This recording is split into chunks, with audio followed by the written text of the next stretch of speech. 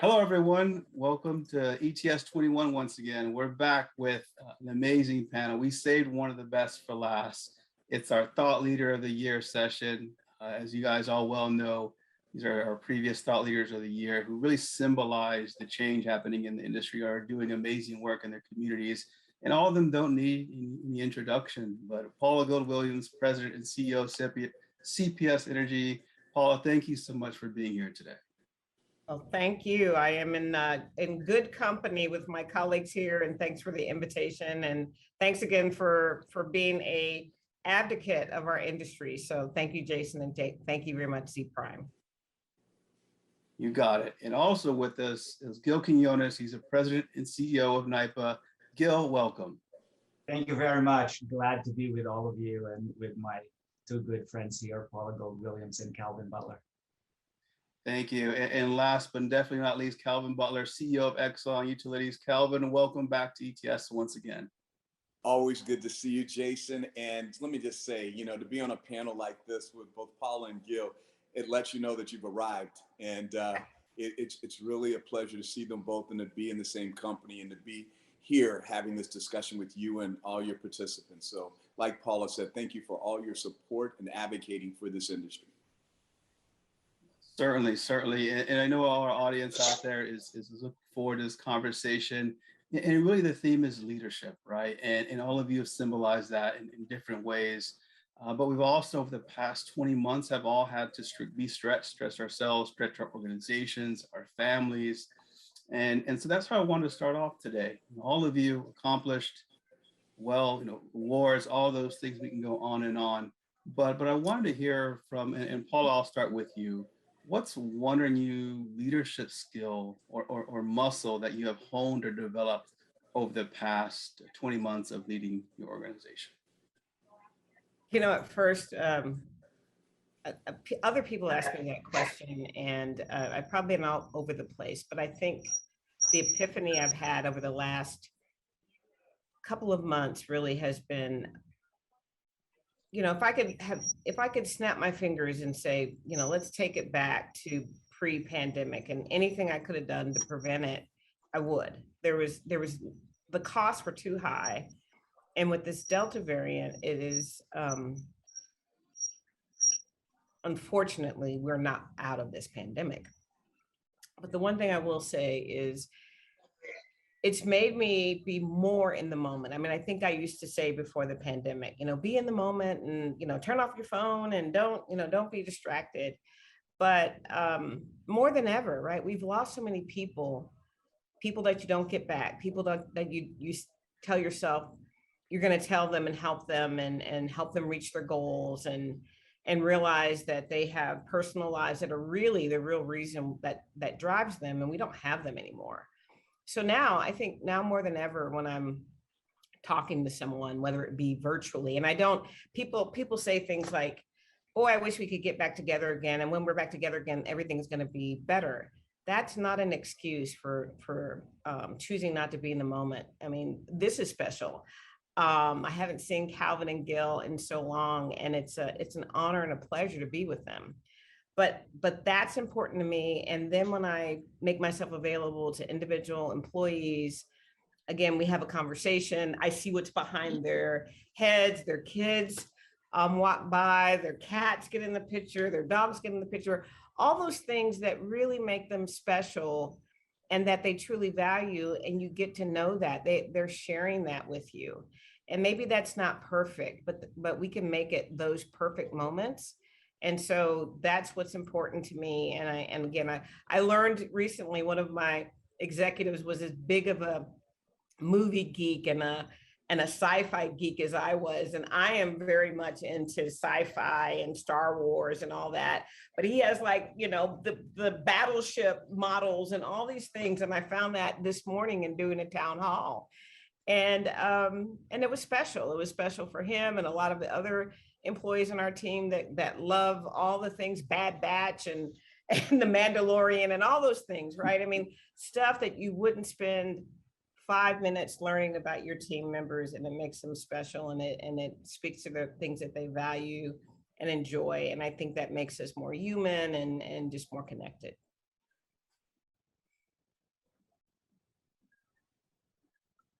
if I can just chime in there a little bit, and just to echo what Paula said, but it just goes to show why she's on this call or in this meeting, because of the leader that she is.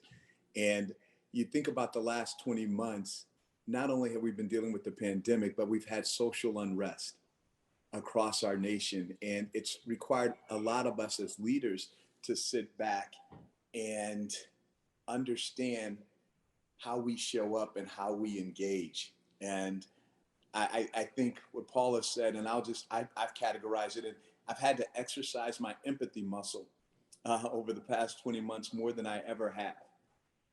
I can give you countless stories of moments where I've just had to take a pause and slow down and listen and understand. Because by virtue of who we are, we're drivers. We get things done. We're running. We got objectives. We have metrics, and we have a huge responsibility.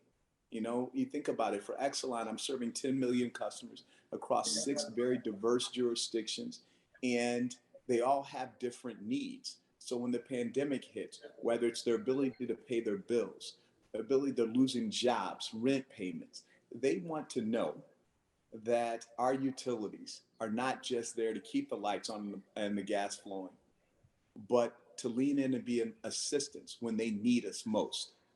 Their kids were at home, going to school.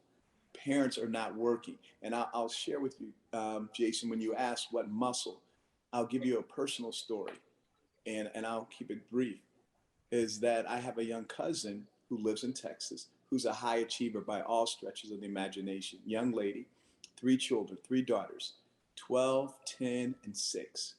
Married, but husband has his own business, so he's doing his thing. So bottom line, she's the primary caregiver, but she's also an executive at a bank. And A-type personality achiever. My aunt was visiting her, and just to check in, and she looked at her mother and said, "I'm calling my manager, I'm quitting." And her mother goes, "Why is that?" She goes, "I feel like I can't do anything at 100%. I'm not being a good mom, I'm not being a good employee." So she was torn, but because of how she's built, she felt she had to give one of them up, and giving the family up was not an option. But to her manager's credit, she called, and her manager goes, "I'm not going to let you do that. Take 2 weeks, get yourself settled, and then we'll talk." Long story short, she's still there and still performing at a high level. But for that manager listening, pausing for a moment, and understanding that everyone is going through this at different phases and have different pressures, whether it's kids, parents, aging parents, whatever it may be. As a leader, it's up to us to slow. And I shared this with my leadership team to encourage them, take a pause, listen. Regardless of how good someone's saying they are, dig a little deeper, understand what they're going through, because we need to make it through this together. That's what I've learned through this process. Yeah, if I can just piggyback on that, I have the same muscle, and they're like muscles, empathy and resiliency. You know, in our utility sector, we're used to the term reliability. Reliability is how do you perform when under normal circumstances, right? But resiliency really is about how do you perform and respond during abnormal circumstances. And empathy is so important. And, you know, caring about our employees, our customers, our teams was very, very important during this COVID crisis. Listening, as Calvin said, seeking to understand before seeking to be understood, right, was a very important principle. Saying thank you. I really try to force myself saying thank you. A lot of people, most people, all of us were under tremendous stress still. You know, we still are under some stress with this Delta variant. So saying thank you, I think, is part of being empathetic. And, you know, as leaders, as Calvin said, we're used to having a strategy, you know, and a vision. We make sure everybody's aligned. We have metrics. We execute well. But in this COVID environment, we really needed to lead not only from the head, but from the heart. That was very, very important, and muscles that as leaders, we all used a lot and still using during this time. In the end, people want to be, they want to feel validated and affirmed. And they want to be able to exist in an environment where there is trust, there's psychological safety. And as leaders, that's our obligation, is to create that environment of trust and psychological safety so that they can open up during this trying times. So those are the two muscles, which I think are interrelated: empathy and resilience. Fantastic. And in all of those, going into an industry that didn't stop transforming and actually accelerated transformation, and all of you have very specific initiatives on that. So with that, I also want to take this time to hear from your different perspectives, like where do you see this industry changing in the next 3 to 5 years? Where are those areas that you guys think are going to be most impacted? And on the counter, on the second part of that, if someone could also address, how do we prepare to embrace that change so that we can minimize some of the ripple effects that might not be all that positive? And Calvin, I'd like you to start us off there, if you don't mind. Absolutely, Jason. I would sit back and say, I think, recognizing that we're in climate week, right? And you think about what's happening across our jurisdictions and the country right now with Ida, what's happening in the Northeast, what's happening in the Mid-Atlantic. There's a couple of things, I would say 3 I'm going to hit on. First and foremost is that we have to understand our customers are demanding the more distributed energy resources. They're looking at this around electrification.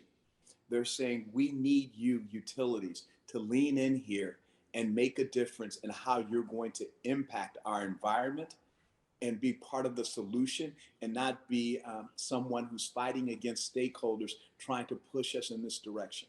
That's one. You sit back, I was talking to Gil, we were talking earlier about listening to one of his borough presidents as in New York, where he was talking about, these storms are happening more frequently. So another piece, going to Gil's word, resilient. Our systems have to not just be hardened, but more resilient. How we invest in infrastructure needs to be geared towards resiliency, ensuring that we have duplication. We have belts and suspenders. We're sitting back preparing for the worst. Now, what the concern there, though, Jason, is that costs money. And so that partnership with our regulatory regimes on how to get that done. So when we're talking resiliency, electrification, how do we bridge that gap to get things done? And that's a partnership at the local, state, and federal level. And I think because part of that, so that's two, and that all centers around our customers' expectations are evolving. They want something very different from their utility today than they wanted 10 years ago. They want us to be resilient. They want us to be a partner. And they also want us to be an economic driver in the jurisdictions. And that leads right to that workforce development issue. We're having an aging workforce. So therefore, how we lean in to develop the next generation of energy utility workers is critical in that. And that goes around that workforce development, hiring local, training a generation of people that never thought about working in our industry before, and gearing them up. I'm not just talking the engineers and IT leaders. I'm talking the linemen and women. I'm talking the gas technicians. I'm talking the customer service reps, and how we employ technology to get that done. So those are the 3 big buckets that I like to think of when I think of where our industry is going and how Exelon is leaning in to impact it. I could just, from a more immediate perspective, how we evolve into this hybrid workplace for our office employees, not the field operations people, it's going to impact our industry in a big way in the short term. I would say in the next, year to 3 years from now, because it will affect how we attract and retain talent. And everything starts with team and talent. We are already noticing there's some fundamental shifts going into our society. People want to move more to rural areas or suburbs. Um, People want to have a flexible work environment and work process. So in that new world, how do we continue to attract and retain the best talent in our industry is going to be critical. Come off mute. I got a little construction going on around my floor here. I think the thing I would add, I mean, obviously our whole industry is in an evolutionary era. And the odd thing about when you're in it, you don't feel it, right? But if you sit back again and think, how different perspectives were 10 years ago, 5 years ago, and pre-pandemic, we keep coming a long way.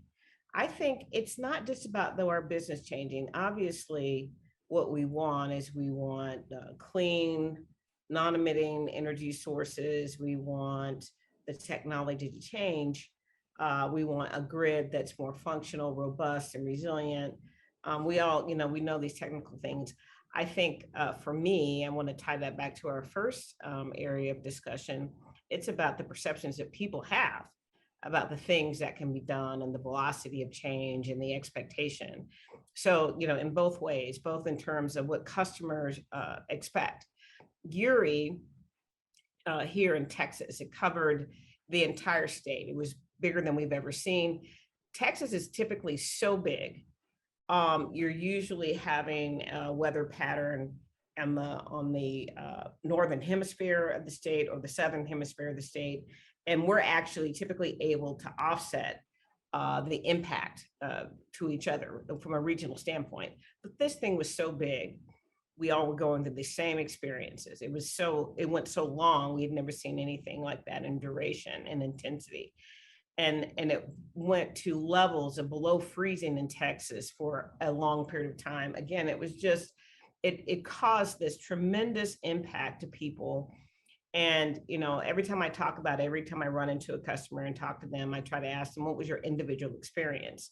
And of course, I get those customers who say, I wasn't affected, but they were affected by what other people were experiencing. Or they were affected significantly up to as long as 5 days out.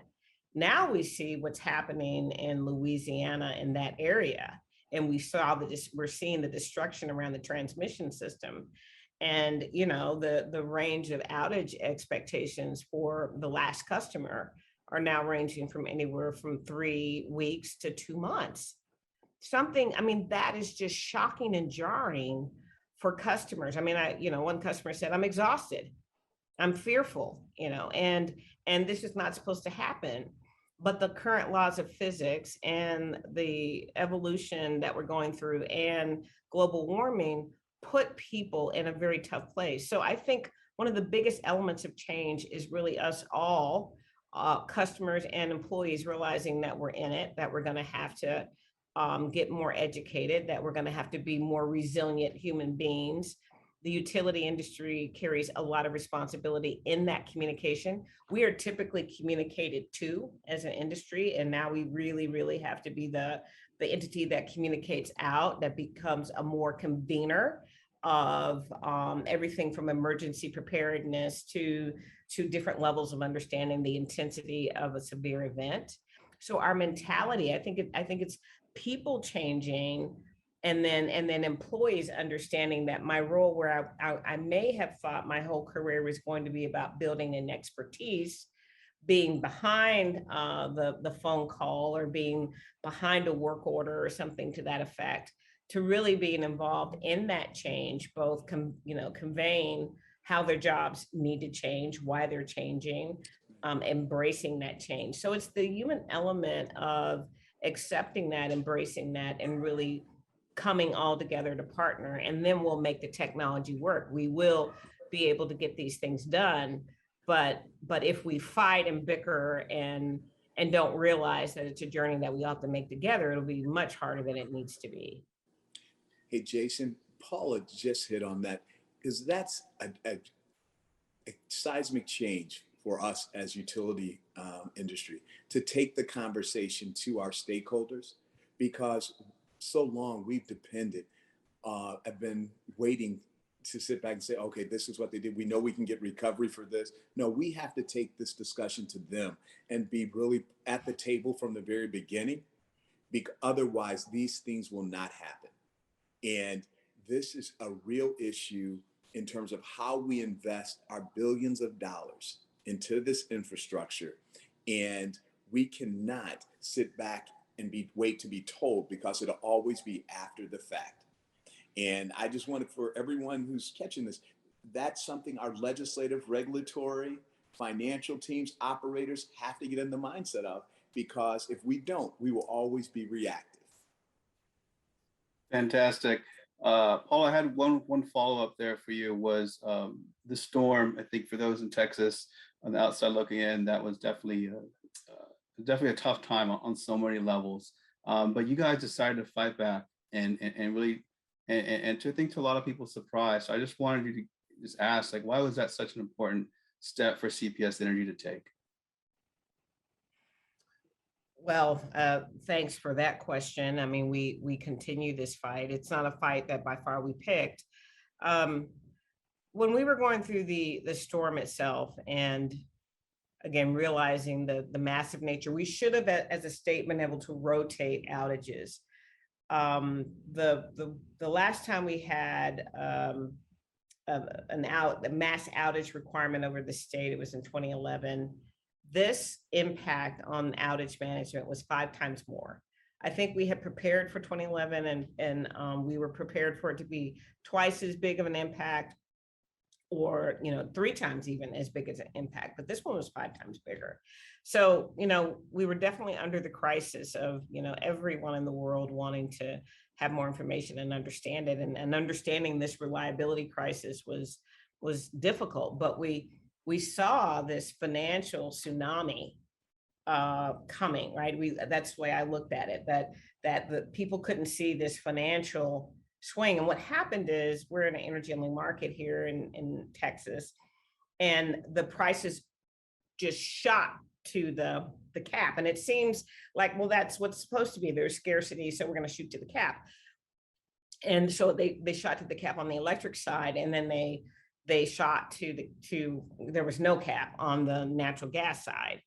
And utilities were desperate, trying to serve their communities. And we felt we would do anything in terms of making commitments to make it work, but we were also hoping that rationale would take hold.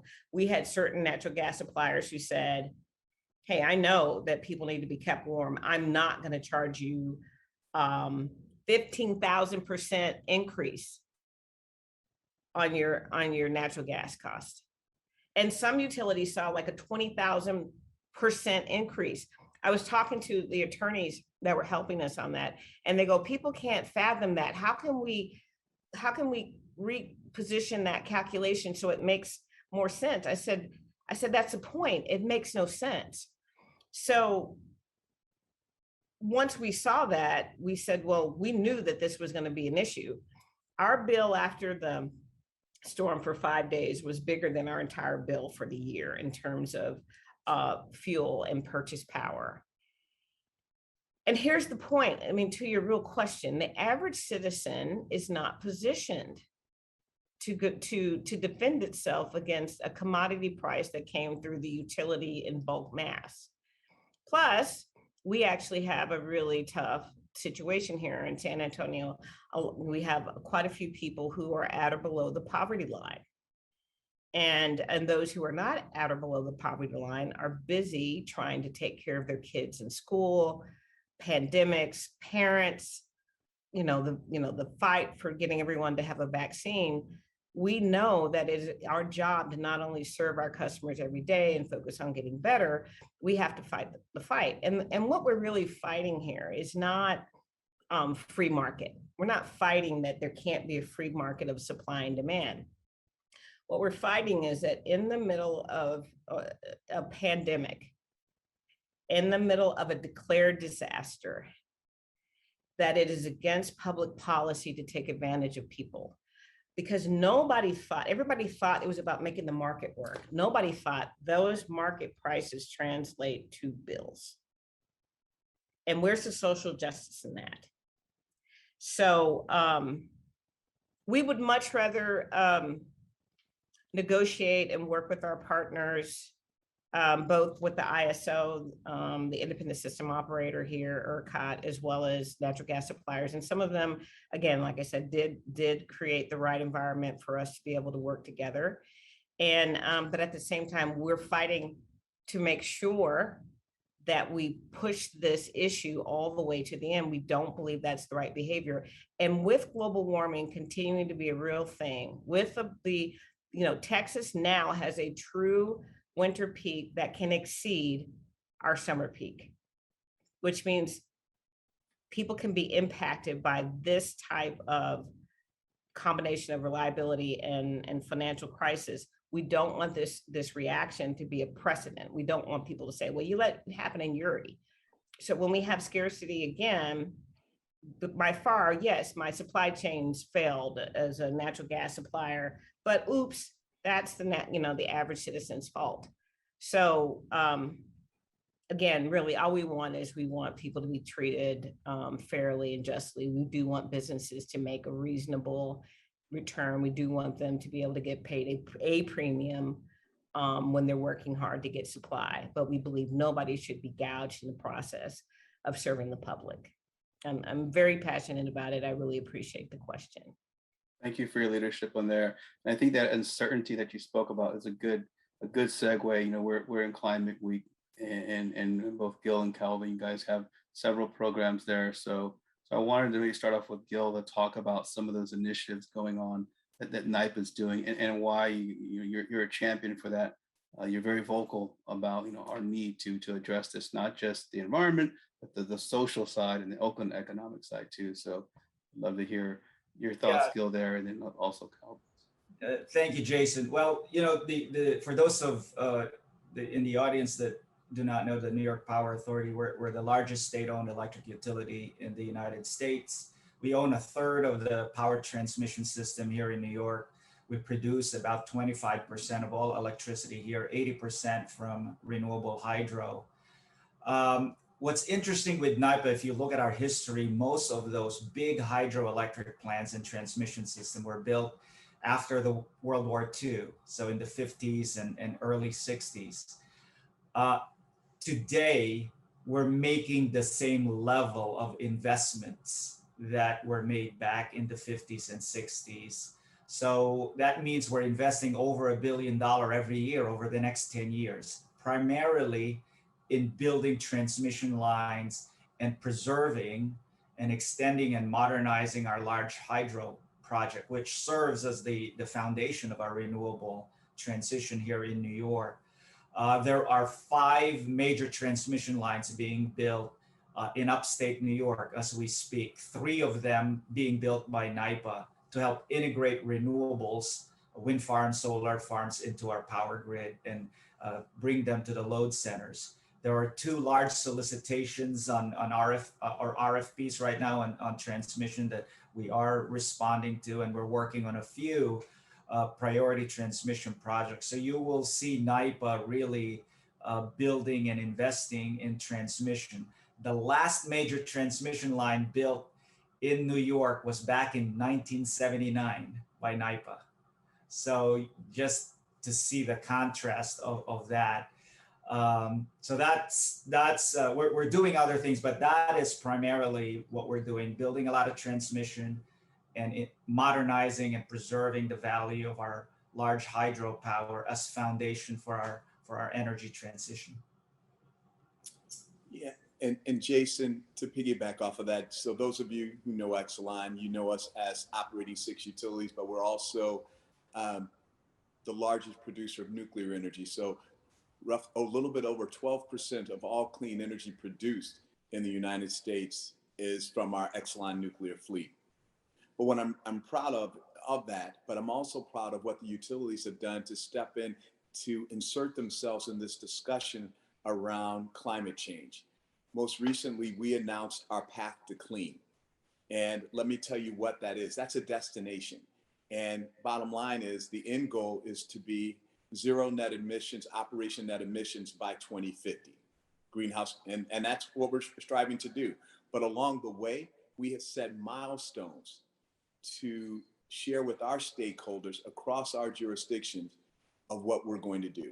First off, we made a commitment that we will electrify 50% of our fleet, transportation fleet by 2030. 50%, that's leading edge across all the utilities. And what does that do? That reduces approximately 65,000 metric tons of emissions from the system. That's one. Two, we have said that we are going to reduce our greenhouse gas emissions by at least 50% in that same time frame of 2030. And over the next 20 years, get to that net zero operations driven emissions. We have a clear line of sight to 80%, and that last 20% is going to involve the new technologies and how we partner with the labs and so forth to really drive that and get there. Going to our conversation we had earlier today, this has allowed us, by setting this course of action, to be at the table with stakeholders and be part of the solution. Some will say, hey, that's not aggressive enough. Well, my view is that it's measurable and it's attainable. And along the way, when technology comes, we'll adjust because we're trying to get there sooner, but we want to make sure we put out measures that you can sit back and call the question and we can tell you exactly what we're doing, and not only what, but how we're doing it. In addition to that, a key component of this is that whatever we do has to be equitable. We serve a majority minority communities. And what we also know is that 61% of brown and black people are impacted disparately by climate. So what are we doing to ensure, as we go through this transition in our industry, that we're bringing everyone along with us? We always talk about equity being so important, equity and energy, but we also have to put energy in making sure everything we do is equitable.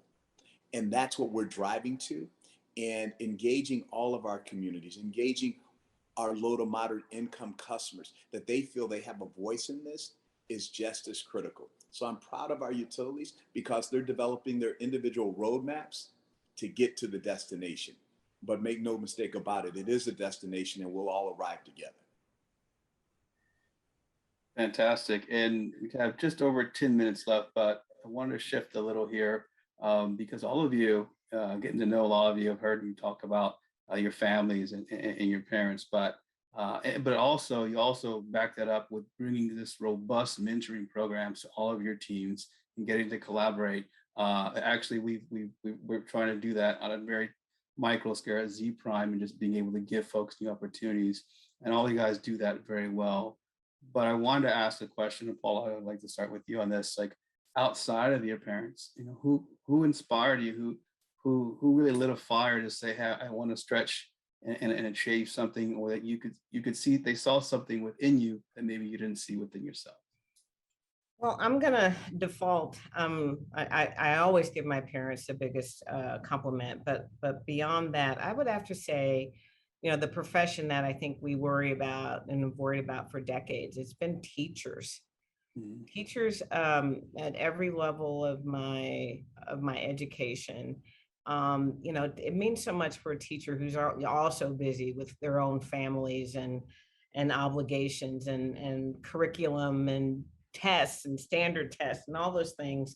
But when a teacher sits there and has a conversation with you and talks about the future and asks you a question like, have you thought about, and did you know, and do you have any interest in? And I've had several teachers. I mean, I'm an accountant because I took a bookkeeping class and I had never seen anything like it.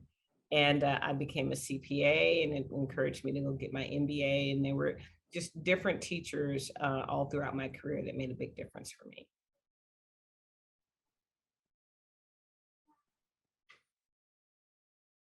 I'll go next. In my case, I've gotten to know there's a couple here in New York City, Eddie Bautista and Elizabeth Yampierre.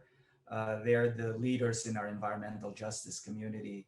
And I actually got to know them all the way back when I was working for Mayor Michael Bloomberg back in 2003, right after 9/11, in helping to rebuild New York, and have gotten to know and gotten a lot of experience working with frontline communities. And sometimes in our industry, we rely too much on either utility professionals or scientists or think tanks in determining what the solutions should be to our energy, environmental, or climate issues. And we discount input from frontline communities. And what I've found in my experience working with them is they really make you think outside the box. They stretch your imagination, they challenge the status quo, they make you question past assumptions in finding optimal solutions. And as Calvin said, if you look at the impact of climate change or COVID, we look at the zip codes of where the highest rates of infection, the highest rates of death were the same zip codes as where environmental communities reside. And we cannot discount their input. We got to bring them into our side of the table and not talk to them across the table in dealing with this climate crisis. And Jason, I will sit back and say to you, I've been very blessed to have had mentors and sponsorships throughout my career at different phases that have leaned in and provided wise counsel and opinions. But so often, along our journey, when we go through, there's different moments, as I like to call defining moments, that impact us. I was the first one in my family to ever graduate from college, and then had the audacity, because of a professor in undergrad, to go to law school. And it was after my first year of law school, I think this moment impacted me more than anything. I'm clerking at a large law firm in St. Louis. And, we have these volunteer weekends where we were partnering with the Boys and Girls Club of East St. Louis. And we were taking them to Chuck E. Cheese. And this young man who's 6 years old, I'm with a young associate of the firm. It's when we could drive kids to the outing. And he jumped in the back of the car because we had a sports car, the associate. He wanted to ride in it. He jumps in the back of the car. And as you do with young people, you engage in the conversation. And I asked him, turn the radio down, and I asked him, hey, so what do you want to do? What are your interests? What do you want to grow up to be? And he said, I want to hang out. And I listened, and I realized I'm thinking maybe he didn't hear the question. I said, no, really, what do you want? He goes, I want to hang out. And it hit me, Jason. His role models in his neighborhood were the guys that he saw hanging out on the corner. And to him, they had money. He may have not even known what they were doing or not doing, but that's what he aspired to do. That was such a defining moment for me because I realized I always wanted to be in a position to provide young men like that opportunities and a vision to do so much more. Because our young people can only dream and imagine what they see and what they have in front of them. And I wanted to expand their horizons. So when you think about who impacts me, it's individuals like that little boy, because I then allowed me to find my purpose in terms of a leader and use my platform as CEO of Exelon Utilities, or whatever I was doing at that time, to provide opportunities for young people so they can think of beyond the corner in their neighborhood, and maybe even think one day about the corner suite, that I know if I can get here, I know they can. And I like to bring people along with me who can aspire those individuals. So that has defined me. And along the way, I'm just so grateful for those who have helped me get here and continue to assist and provide guidance and direction. All of you, are definitely model and live that every day. It is fantastic because as you say those words, those actions are backed up, and obviously just by all your accomplishments. So that was fascinating, and I'm glad we could share that. Sometimes we forget that in this crazy industry during this crazy time. And so leads me to my final question, because this, you have already touched on this actually, but I want to give our audience some final thoughts, is because this is important as how we bring that new aspiring talent to our industry, which is not like, to be honest, right? People weren't saying at the get out of school, like, hey, I want to go to the utility industry. Like, it's like I tell my team, like, no one says I'm going to start a market research firm, and somehow, I did, but I don't consider myself normal. But we need those young, curious minds more than ever. So as our final question and final thoughts, we only have about 2 minutes, but would love all of you give some thoughts of, give that advice of how we get those folks here. And Calvin, let's start with you. Yeah, I'll keep it short because I want to provide ample opportunity. We need to give them a purpose, inspire them.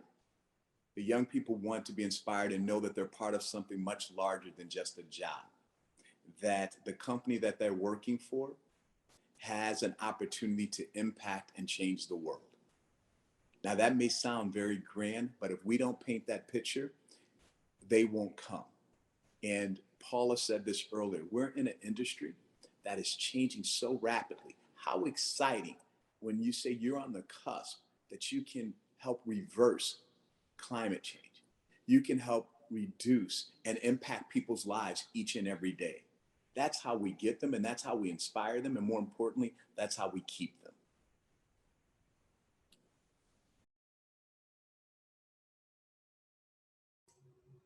Well, I guess I'll jump in after that. I mean, it's a really tough question in some ways, because here we are again, and it's hard, I think, to have maybe the same footprint of our exposure.